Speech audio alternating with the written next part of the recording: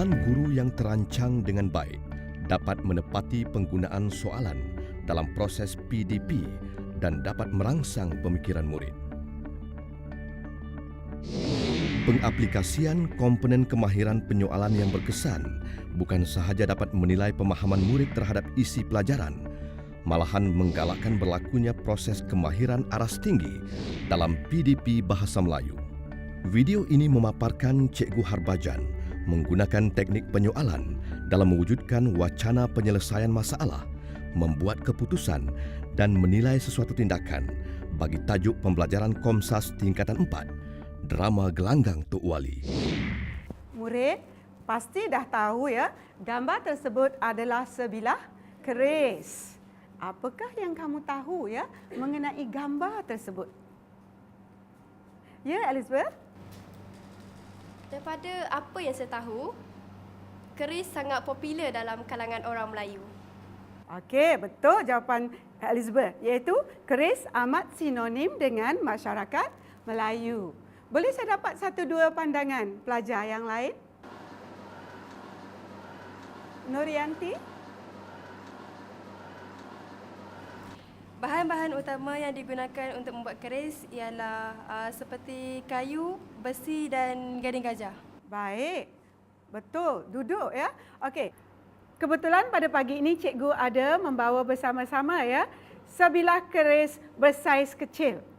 Keris boleh dibahagikan. Penerangan guru yang bertujuan mengembangkan daya pemikiran murid yang disusuli dengan satu siri soalan terancang dapat mengukuhkan pelajaran yang disampaikan. Ketiga pula ialah sarung keris. Boleh saya dapatkan maklumat daripada murid yang lain? Hadi? Cikgu, kegunaan keris pada zaman dahulu ialah keris digunakan sebagai alat untuk mempertahankan diri. Selain itu juga, belum ada lagi senjata api seperti senapang dan pistol yang kemudiannya dibawa oleh penjajah Eropah.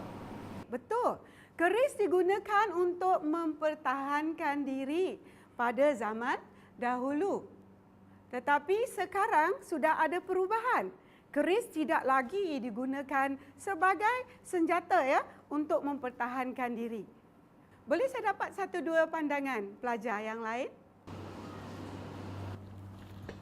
Keris menjadi lambang orang Melayu kerana ianya digunakan sejak zaman purba sebagai alat mempertahankan diri dan lambang kekuatan orang Melayu. Ya, Elaine?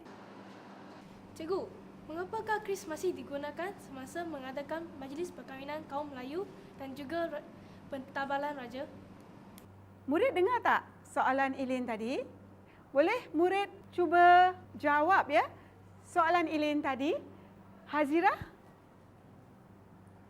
Pada pendapat saya, keris masih digunakan semasa upacara perkahwinan dan pertabalan raja adalah kerana keris melambangkan zaman kegemilangan Kesultanan Melayu. Keris juga merupakan warisan bangsa Melayu yang amat bermakna dan berharga. Selain itu, keris juga merupakan alat kebesaran golongan raja di Malaysia. Boleh kita beri tepukan pada dia? Baik, Hazirah telah terangkan pada kita bahawa walaupun keris adalah sejenis senjata tradisional yang lama digunakan tetapi masih popular sehingga hari ini kerana merupakan sebahagian daripada warisan bangsa Melayu yang sangat berharga. Murid-murid, aktiviti kita seterusnya. Guru mengaplikasikan komponen kemahiran penyoalan. Pembentukan soalan guru disebarkan ke seluruh kelas dengan jelas, berfokus, tepat dan berpandu, memudahkan murid memahami kehendak soalan dan dapat memberikan jawapan yang tepat. Walamati boleh cuba menjawab. Dua kemungkinan Syafi'i menjadi seorang penagih dadah ialah Syafi'i terpengaruh oleh rakan sebaya dan ibu bapa Syafi'i tidak memberikan didikan agama yang cukupnya kepada. Betul. Ya, boleh duduk Walamati. Soalan cikgu yang seterusnya ialah, adakah Mak Umi merupakan seorang isteri yang setia kepada suaminya? Jelaskan. Ya, ada ya murid yang nak jawab. Maisara, boleh cuba? Mak Umi mempertahankan suaminya apabila Imam dah siap menyuruh Tok Wali berhenti bersilat dan sentiasa menyediakan makanan dan minuman serta keperluan harian yang lain. Jawapan Maisara tadi boleh diterima, ya, iaitu adakah Mak Umi merupakan seorang isteri yang setia kepada suaminya? Soalan cikgu yang selanjutnya, wajarkah Imam dan Siak menasihati Tok Wali untuk berhenti daripada bersilat? Berikan 2 alasan anda. Ilin? Tidak wajar. Tok Wali masih sihat walaupun sudah berusia. Selain itu, semangat dan minat Tok Wali. Guru menilai pemahaman murid melalui teknik penyoalan agar dapat menguasai isi pelajaran yang menyeluruh. Soalan cikgu yang selanjutnya ialah, wajarkah Tok Wali menyerahkan keris pusaka kepada anak muridnya, Ripin? Berikan 3 alasan. Daniel, boleh cuba menjawab. Wajar cikgu, Ripin mahir dalam ilmu persilatan. Ripin anak murid yang paling dipercayai oleh Tok Wali.